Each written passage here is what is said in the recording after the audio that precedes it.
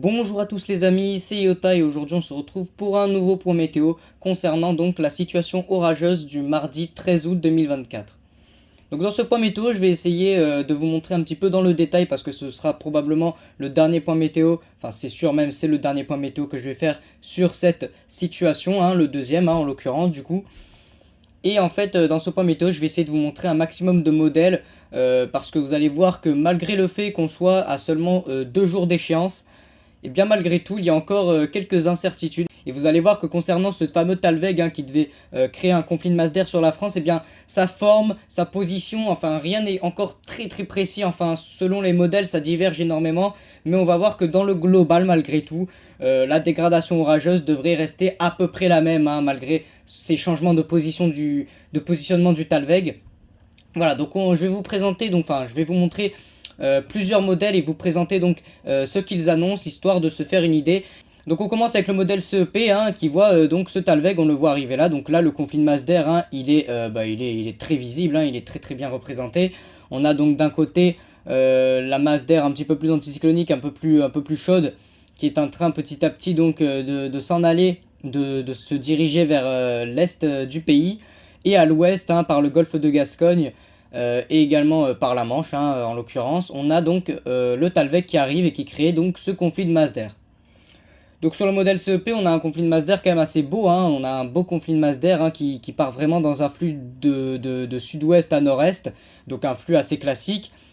Et donc le modèle CEP, lui, verrait ce Talveg, donc ce conflit de masse d'air, durer jusqu'au mardi, même s'intensifier au mardi. Là on a vraiment le Talveg qui est quasiment sur la France, mais en même temps qui reste assez sur le golfe de Gascogne pour que on puisse avoir des orages vraiment assez puissants, et le conflit de masse d'air par ailleurs. Donc voilà, donc ça c'est pour le modèle CEP. Je vais vous montrer donc les précipitations, donc ce qu'il annonce au niveau des pluies. Voilà, donc au niveau du modèle CEP, il voit donc cette fameuse première dégradation orageuse dont j'avais déjà parlé dans mon précédent point météo. Donc voilà, donc cette première dégradation orageuse qui devrait s'insérer par le sud-ouest sur le pays. Elle devrait arriver par le sud-ouest, puis remonter petit à petit vers les régions centres. Donc ça c'était pour la première dégradation orageuse de lundi soir, enfin plutôt mardi matin en l'occurrence, là c'est plus mardi matin. Et puis après sur la journée donc de mardi, enfin mardi soir, on devait avoir donc, et là c'est encore plus puissant, c'est encore plus prononcé sur cette nouvelle mise à jour du modèle CEP. On a une dégradation orageuse de grande ampleur. En fait, quand je dis de grande ampleur, c'est que vraiment c'est une très grande partie du pays qui est touchée. Alors la puissance des orages serait, d'après le modèle CEP, entre fort à localement violent, donc des orages forts localement violents. Et ce serait vraiment une très grande partie du pays, comme on le voit ici, qui serait plongée sur de multiples foyers orageux, de multiples paquets orageux en fait, qui se déplaceraient du sud-ouest jusqu'au nord-est avec possiblement, avec ce Talveg, on aurait une agitation, surtout on aurait un dynamisme en fait qui va se mettre en place en altitude, et ce qui pourrait engendrer des orages assez venteux, c'est ce qui est prévu en tout cas. On risque d'avoir des orages venteux. On va voir ça juste après un peu plus dans le détail avec Arom. Le deuxième modèle que je voulais vous présenter, donc en lien justement avec Arom, puisque c'est le deuxième modèle français de Météo France en fait, c'est le deuxième modèle de Météo France, c'est le modèle Arpège. Donc le modèle Arpège, lui, qui voit également ce Talveg. Alors les couleurs sur le modèle Arpège sont un peu plus rouges, ça c'est normal, mais ça ne change pas vraiment ce qui est annoncé à la base.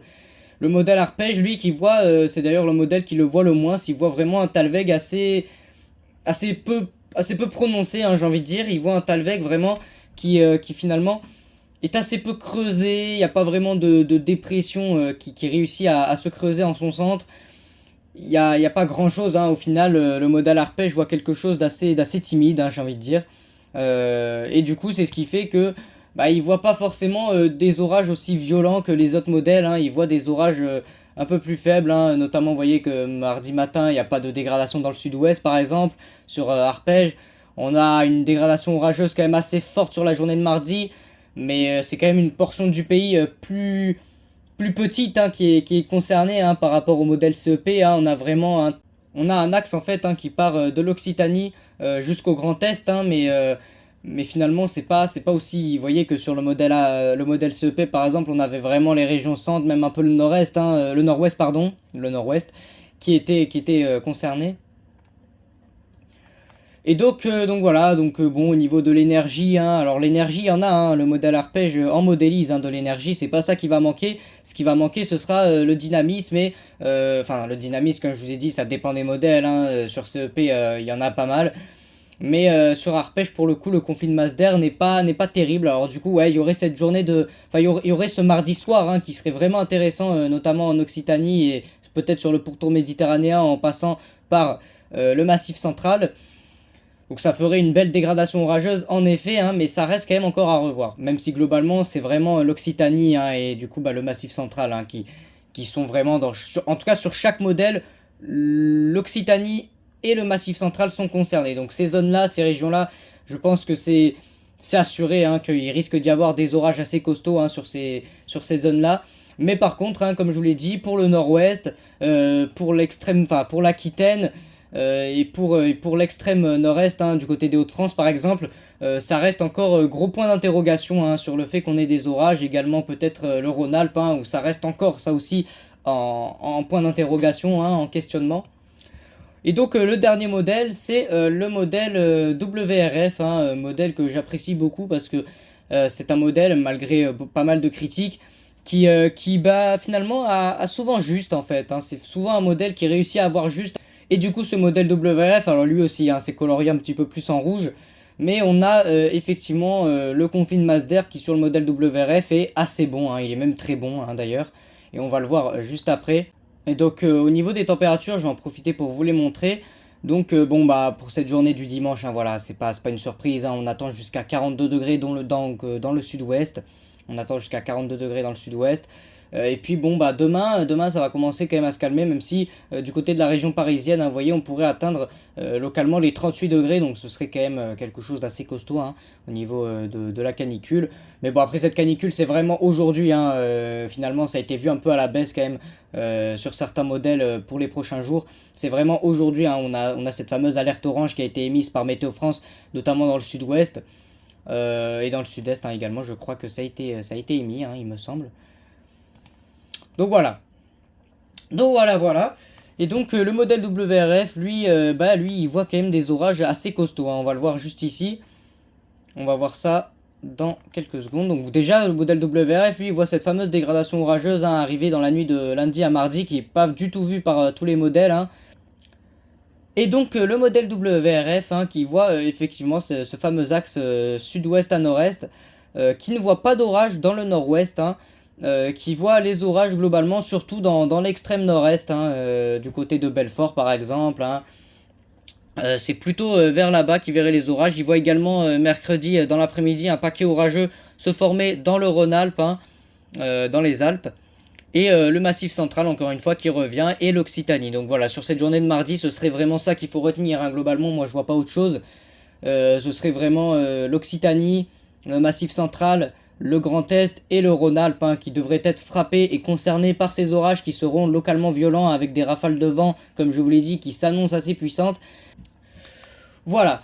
Et donc pour le modèle à Rome, on va terminer sur ça, ce point météo. Le modèle à Rome, lui, il est comme le modèle arpège finalement, il voit pas grand chose, il voit quand même un orage venteux impossible dans le nord pour la journée de lundi, lundi soir. Mais sinon, il est quand même assez mitigé. Vous voyez, il n'y a pas de dégradation orageuse dans le sud-ouest dans la nuit de lundi à mardi. Après, mardi matin, c'est un peu mitigé. Mais il y a quand même cette fameuse dégradation orageuse, par contre, que j'ai repérée ce matin sur le modèle. Voilà, cette dégradation orageuse assez puissante, assez presque violente finalement, qui pourrait avoir lieu lundi soir, donc dans le nord. Et là, par contre, ce seraient les régions qui ne sont pas censées être concernées, qui seraient concernées en l'occurrence, donc le nord-ouest et donc en fait la Normandie globalement et les Hauts-de-France. Et donc là c'est vrai que ça met des doutes, vous voyez, c'est sur ça moi que j'ai énormément de doutes, parce que vous voyez que les autres modèles ne voient absolument rien dans ces régions là, et là le modèle à Rome qui nous sort une dégradation orageuse assez violente avec des rafales jusqu'à 90 km/h sur ces mêmes régions, autant dire que c'est assez bizarre. Partons du principe que ces orages qui sont vus pour lundi soir auront lieu. Il faut partir toujours du principe que ça va avoir lieu, hein, parce que si on part du principe que ça n'a pas lieu et qu'on sort au moment de l'orage ou qu'on prévoit quelque chose et qu'après on est surpris par un orage qui vient apporter des rafales assez violentes, voilà, c'est pas la meilleure chose à faire. Moi en tout cas voilà, j'arrive au terme de ce point météo, je vais vous montrer un petit peu ces premiers orages hein, qui ont éclaté sur le golfe de Gascogne ce matin. Hein. On les voit juste ici, hein, du coup ces premiers orages, hein. Donc là c'est l'image satellite en HD, en infrarouge HD. Et donc le Talweg on le retrouve juste ici, il est juste là, hein, c'est cette dépression, on le voit très bien d'ailleurs, on voit très bien la forme de Talweg hein, ici. Et donc voilà, donc c'est ça qui va s'approcher de la France et qui va nous donner les orages. Donc je le rappelle une dernière fois, l'Occitanie, le Massif central, un peu les régions du centre, le Rhône-Alpes, le Grand Est, et peut-être, possiblement, hein, c'est théorique, mais ça pourrait arriver lundi soir, une dégradation orageuse sur les régions du nord, donc la Normandie, peut-être la Bretagne, mais ça j'y crois pas trop, la Normandie et donc les Hauts-de-France. Voilà, sur ce, moi en tout cas, je vous dis, c'était Iota. J'espère que ce point météo, et alors ce point météo, il a été fait un peu rapidement. J'avais beaucoup de choses à vous montrer. J'espère quand même avoir été assez clair. Voilà, hein, c'est pas moi, j'aime pas trop faire les points météo le matin. Hein, je pense que vous commencez à me connaître, les amis. Bon, voilà, moi en tout cas, je vous dis, c'était Iota. Si ce point météo vous a plu, n'hésitez pas à le liker et à vous abonner à ma chaîne. Ça me ferait énormément plaisir. Sur ce, je vous dis, c'était Iota et je vous souhaite une bonne fin de journée. Ciao, ciao.